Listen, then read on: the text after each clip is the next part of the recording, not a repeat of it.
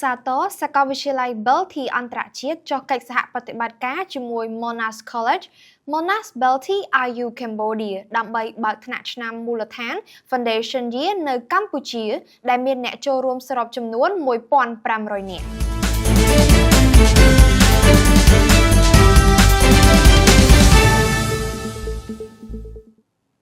នាថ្ងៃទី 29 ខែមករាឆ្នាំ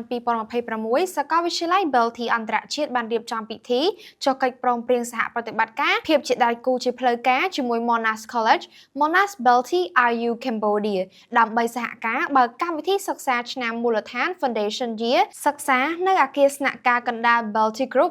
Group Headquarter ស្ថិតនៅអគារលេខ 171 មហាវិថីនេរុផ្លូវ 215 សង្កាត់ផ្សារដើមកខណ្ឌទួលគោករាជធានីភ្នំពេញជាន់ទី 5 ដោយទទួលចុះឈ្មោះចូលរៀននៅខែតុលាឆ្នាំ 2026 ខាងមុខនេះកម្មវិធីនេះបានប្រព្រឹត្តទៅក្រោមអធិបតីភាពលោកជំទាវបណ្ឌិតកឹមសេដ្ឋានីរដ្ឋលេខាធិការប្រចាំការនៃក្រសួងអប់រំយុវជននិងកីឡាតំណាងដ៏ខ្ពង់ខ្ពស់ឯកឧត្តមបណ្ឌិតសភាចាហងជួនណារុនឧបនាយករដ្ឋមន្ត្រីក្រសួងអប់រំយុវជននិងកីឡានិងឯកឧត្តម Derek Yip ឯកអគ្គរដ្ឋទូតអូស្ត្រាលីប្រចាំនៅកម្ពុជាព្រមទាំងឯកឧត្តមបណ្ឌិតលីឆេងតំណាងរាជមណ្ឌលរាជធានីភ្នំពេញស្ថាបនិកអគ្គនាយកនៃ Belty Group និងជាប្រធានក្រុមប្រឹក្សាភិបាលនៃសាកលវិទ្យាល័យ Belty អន្តរជាតិនិងលោកជំទាវនិងអ្នកស្រីសាស្ត្រាចារ្យ Ali Clement អនុអធិការបតីផ្នែកអប់រំសាកលវិទ្យាធិការរងជាន់ខ្ពស់នៃ Monash University និងជាប្រធានក្រុមប្រឹក្សាភិបាលនៃ Monash College រួមជាមួយវត្តមានភ្ញៀវកិត្តិយសជាតិអន្តរជាតិគណៈគ្រប់គ្រងបុគ្គលិកសាស្ត្រាចារ្យលោកគ្រូអ្នកគ្រូនិងសិស្សនិស្សិត Belty សរុបចំនួន 1,500 នាក់ឯកឧត្តមលីណាវុធសាកលវិទ្យាធិការនៃសាកលវិទ្យាល័យ Belty អន្តរជាតិមានប្រសាសន៍ថានេះជាកិត្តិយសនិងមោទនភាពសម្រាប់សាកលវិទ្យាល័យ Belty អន្តរជាតិដែលបានក្លាយជាស្ថាប័នដំបូងគេនៅកម្ពុជាក្នុងការសហការបើកកម្មវិធីសិក្សាថ្នាក់ឆ្នាំសិក្សាមូលដ្ឋានរបស់ Monash University លើផ្នែកពាណិជ្ជកម្ម Business បច្ចេកវិទ្យាព័ត៌មាន IT និងពេទ្យ Health ដែលនឹងផ្ដល់ជូននិស្សិតនៅកម្ពុជានិងក្រៅប្រទេសនៅចំណេះដឹងជំនាញនិងវិជ្ជាជីវៈប្រកបដោយប្រសិទ្ធភាពខ្ពស់ឯកឧត្តមបានបញ្ជាក់ទៀតថា Monash College គឺជាផ្នែកមួយនៃ Monash University ដែលជាសាកលវិទ្យាល័យលំដាប់កំពូលមួយនៅប្រទេសអូស្ត្រាលីដែលមានការទទួលស្គាល់លើគុណភាពក្នុងការបណ្ដុះបណ្ដាលនិស្សិតកម្រិតឧត្តមសិក្សាបន្ទាប់ពីលោក Fabian Maroni សាកលវិទ្យាធិការរងនៃ Monash University និងជានាយកប្រតិបត្តិនៃ Monash College បានជម្រាបជូនអំពីកម្មវិធីសិក្សានិងលក្ខណៈពិសេសនៃ Monash University រួចមកអ្នកស្រីសាស្ត្រាចារ្យ Ali Clement បានបន្ថែមថា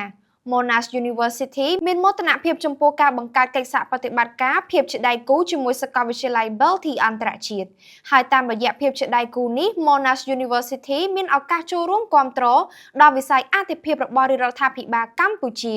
ជាពិសេសលើវិស័យអប់រំបច្ចេកវិទ្យានិងសុខភាពអ្នកស្រីសាស្ត្រាចារ្យសង្ឃឹមថានឹងមានសិស្សនិស្សិតពីកម្ពុជាទៅបន្តការសិក្សានៅ Monash University កាន់តែច្រើនបន្ទាប់ពីបញ្ចប់ការសិក្សាដោយជោគជ័យនៅថ្នាក់ឆ្នាំមូលដ្ឋាន Foundation Year នៅ Monash Belty IU Cambodia ឯកឧត្តមបណ្ឌិតលីឆេងបានថ្លែងអំណរគុណយ៉ាងជ្រាលជ្រៅចំពោះលោកជំទាវបណ្ឌិតកឹមសេដ្ឋានីនិងឯកឧត្តមអគ្គរដ្ឋទូតដែលបានផ្ដល់កិត្តិយសអញ្ជើញជាអធិបតីដ៏ខ្ពង់ខ្ពស់ក្នុងពិធីចុះកិច្ចព្រមព្រៀងសហប្រតិបត្តិការភាពជាដៃគូជាផ្លូវការរវាងសាកលវិទ្យាល័យ Belty អន្តរជាតិនិង Monash College ឯកឧត្តមបណ្ឌិតសង្ឃឹមជឿជាក់ថាបន្ទាប់ពីការចុះកិច្ចព្រមព្រៀងនេះសាកលវិទ្យាល័យនឹងទទួលបានការគាំទ្រកាន់តែច្រើននិងបង្កើនទំនុកចិត្តកាន់តែខ្ពស់ជូនអាណាព្យាបាលសិស្សនិស្សិតជាតិអន្តរជាតិលើការបណ្ដុះបណ្ដាលជាពិសេសកម្មវិធីសិក្សាថ្មីដែលមានស្តង់ដារអន្តរជាតិដោយនិស្សិតអាចសិក្សាថ្នាក់ឆ្នាំមូលដ្ឋាន Foundation Year នៅ Monash Belty IU Cambodia Monash សាកលវិទ្យាល័យ Belty អន្តរជាតិហើយអាចទៅបន្តការសិក្សាថ្នាក់បរិញ្ញាបត្រនៅ Monash University ប្រទេសអូស្ត្រាលីជាមួយគ្នានេះឯកឧត្តមឯកអគ្គរដ្ឋទូតអូស្ត្រាលីបានមានប្រសាសន៍ថា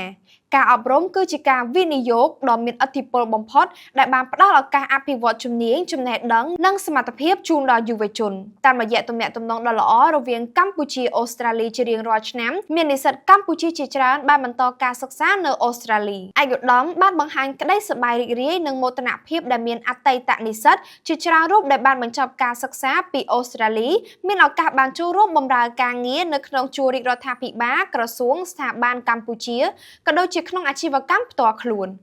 ឯកឧត្តមក៏បានកោតសរសើរនៅចក្ខុវិស័យរបស់សាកលវិទ្យាល័យ Belty អន្តរជាតិក្នុងការពង្រីកភាពជាដៃគូអន្តរជាតិជាពិសេសជាមួយ Monash University នាពេលនេះក្នុងឱកាសដ៏ឧត្តមឧត្តមនេះលោកជំទាវបណ្ឌិតកឹមសេដ្ឋានីបានថ្លែងអបអរសាទរសាកលវិទ្យាល័យ Belty អន្តរជាតិនិង Monash College ដែលបានចុះកិច្ចព្រមព្រៀងសហប្រតិបត្តិការភាពជាដៃគូជាផ្លូវការនិងសង្ឃឹមជឿជាក់ថាកិច្ចសហប្រតិបត្តិការនេះនឹងទទួលបានជោគជ័យជាពិសេសអាចបន្តរីកចម្រើនដើម្បីធានាបាននូវការអប់រំកាន់តែល្អប្រសើរសម្រាប់សិស្សនិស្សិតនៅកម្ពុជា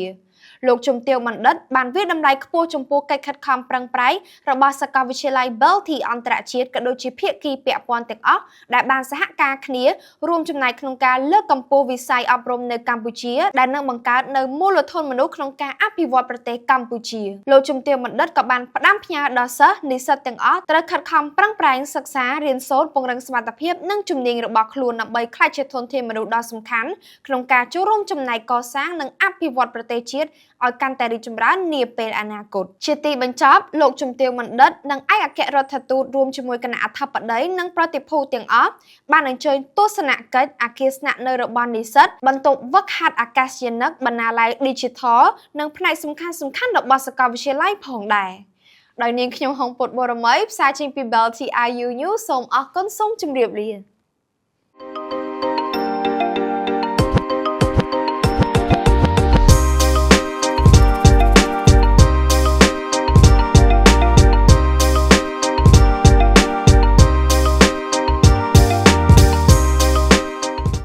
Belty International University, the future of global leaders.